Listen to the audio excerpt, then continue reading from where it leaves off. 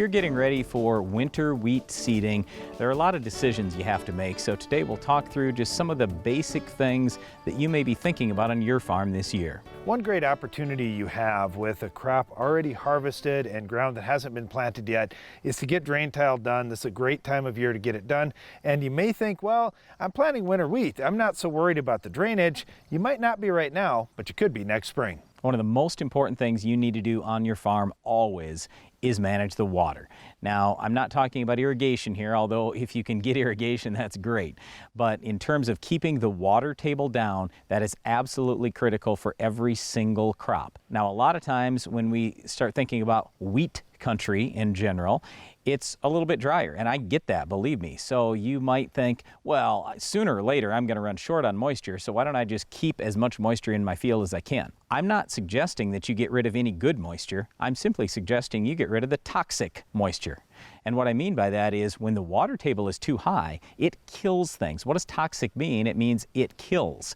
When the water table gets too high, that means there's no air left in that soil, which means your roots are not going to survive, which means all your aerobic microbes that are beneficial to the crop are not going to survive. So you need to keep the water table down, and it might only be a few spots on your farm. We do a lot of spot tiling on our farm, for example. We're in a dry area of the United States. We get 20 or 22 inches of total annual precip, including the snow. But we still need tile, especially in a lot of the low grounds.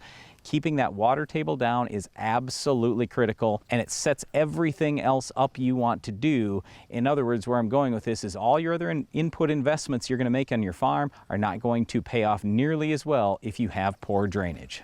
One other thing that's really an opportunity before you plant winter wheat is to do a good job soil sampling out on your farm and adjust the fertility in your soil. It's a great time of year to soil sample. The weather is good. The soils labs are not as busy. You can get results back quickly. Also, fertilizer application, those rigs are less busy this time of year too. So you can get fertilizer work done and start building soil levels up to where not just this crop, but every crop you're going to raise in the future can be more successful. I could talk about a whole bunch of nutrients, phosphorus, potassium, maybe some of the micros like boron and zinc, or copper. Copper is super important for wheat.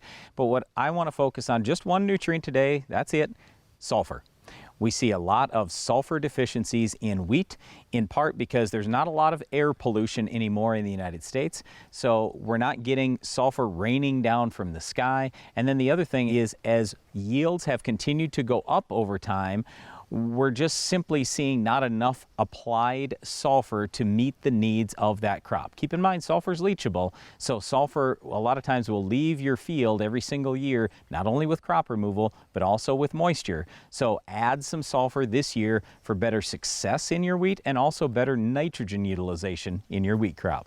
Another thing that we can really address at this point is weed control, especially of resistant weeds. There's been a lot of talk about resistant kochia and other weeds that are getting more difficult to control in wheat growing areas.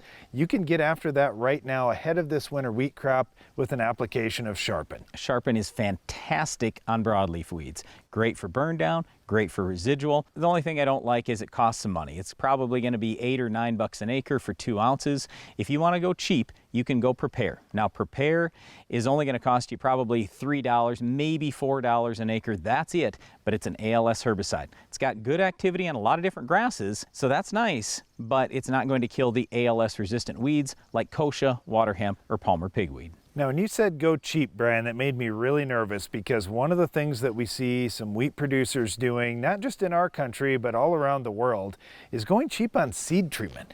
On wheat, that just seems crazy to me. When you look at the different crops that are being raised, like corn and soybeans, for example, there's a lot of genetic enhancement to improve disease tolerance. In wheat, we've got a ways to go. We need all the protection we can get, and seed treatments are one of the cheapest ways to do that.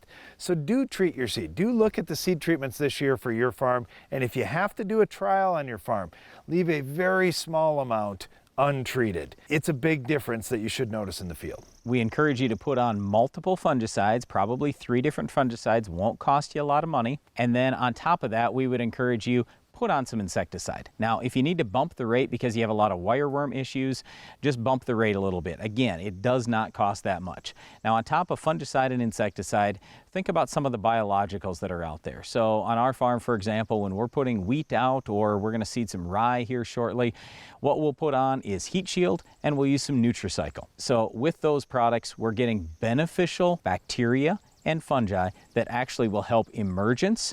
We are seeing better nutrient uptake in the plant through tissue analysis. Plus, overall, at the end of the season, we're just seeing better yield, and that's really what it's all about.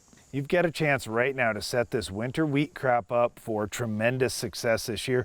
Don't cut corners. If you've got drainage issues out there, now's your chance to install that drain tile that you've needed to for years. If you've got fertility that needs to get built up, we specifically mentioned sulfur. Here's a great chance to do that. With weed control, you can stop resistant weeds before you ever have to face them post-emerge with an application of Sharpen for broadleaf weeds. And then, of course, take a look at seed treatment for your wheat to protect it from disease and insects. Well, Darren mentioned weed control in there, and weed of the week coming up later in the show. Can you identify this week's weed?